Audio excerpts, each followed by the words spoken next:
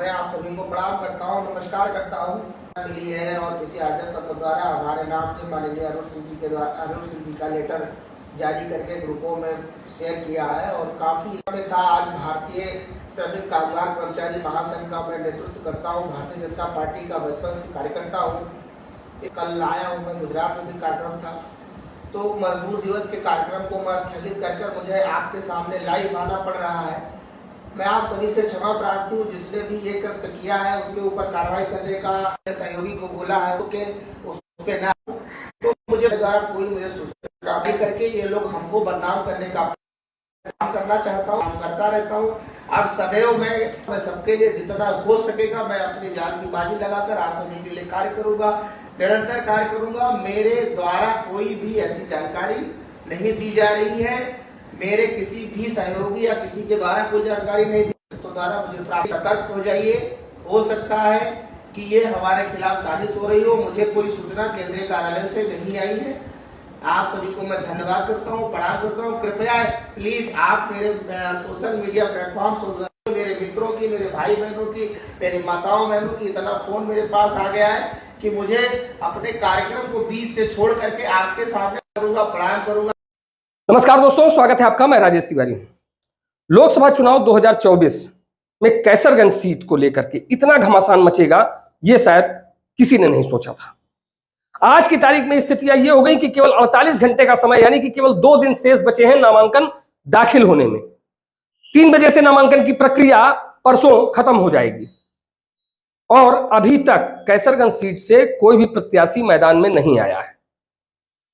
चाहे हम भारतीय जनता पार्टी की बात कर लें या फिर इंडिया गठबंधन की बात कर लें, दोनों में से कोई भी प्रत्याशी अब तक खुल करके मैदान में सामने नहीं आया। पार्टी की तरफ से किसी को भी प्रत्याशी बना करके, अधिकृत प्रत्याशी बना करके उसके नाम की घोषणा नहीं की गई है। इसको लेकर के जो चर्चाओं का बाजार है वो बेहद गर्म है। आज एक पोस्ट भी वायरल हुई जिसमें किसी सर्वेश पाठक का नाम आ गया कि वो कैसरगंज से चुनाव लड़ेंगे। बाद में जब पता किया गया तो वो जो पोस्ट थी वो पूरी तरीके से फर्जी पाई गई।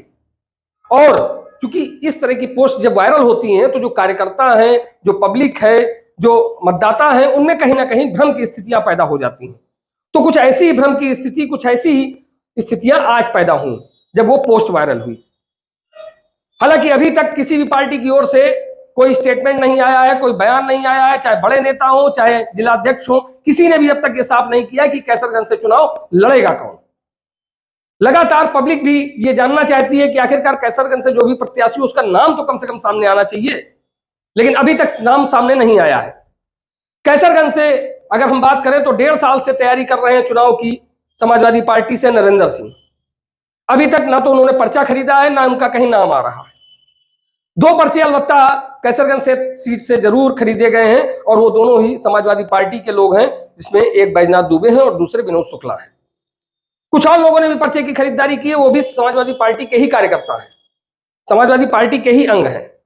लेकिन भारतीय जनता पार्टी से किसी भी व्यक्ति ने अब तक पर्चे की खरीदारी नहीं की है, चाहे वो छोटा मोटा कार्यकर्ता हो या फिर बड़े लीडर।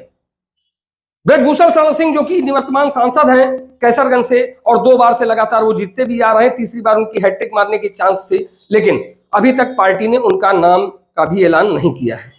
ऐसी स्थिति में आखिरकार क्या माना जाए, क्योंकि जब चुनाव का समय इतना नजदीक आ गया है, केवल 19 दिन बचे हैं चुनाव में, आज 1 तारीख है, 20 मई को मतदान होना है, लेकिन अभी तक पार्टी का प्रत्याशी खुल करके मैदान में नहीं आ पाया है। पार्टी किसको अपना प्रत्याशी बनाएगी ये अभी तक क्लियर नहीं हो पाया है। पहले माना जा रहा था कि ब्रजभूषण को लेकर के जो तारीखें चल रही है राउज एवेन्यू कोर्ट में, उसका फैसला आ जाएगा और इसके बाद उनको टिकट मिल जाएगा। यह हो रहा था कि हरियाणा में जो चुनाव होना है उसको लेकर के कहीं उसका साइड इफेक्ट न पड़ जाए, इस वजह से उनको टिकट नहीं मिल रहा है। तो आखिरकार नया चेहरा है कौन? ब्राह्मण कैंडिडेट के नाम पर प्रेमनारायण पांडे का नाम लिया जा रहा था, उन्होंने भी साफ मना कर दिया। इसके अलावा क्षत्रिय कैंडिडेट के तौर पे अजय सिंह का नाम लिया जा रहा था, वो भी कहीं नहीं देखने को मिल रहा है कि वो लड़ेंगे कि नहीं लड़ेंगे।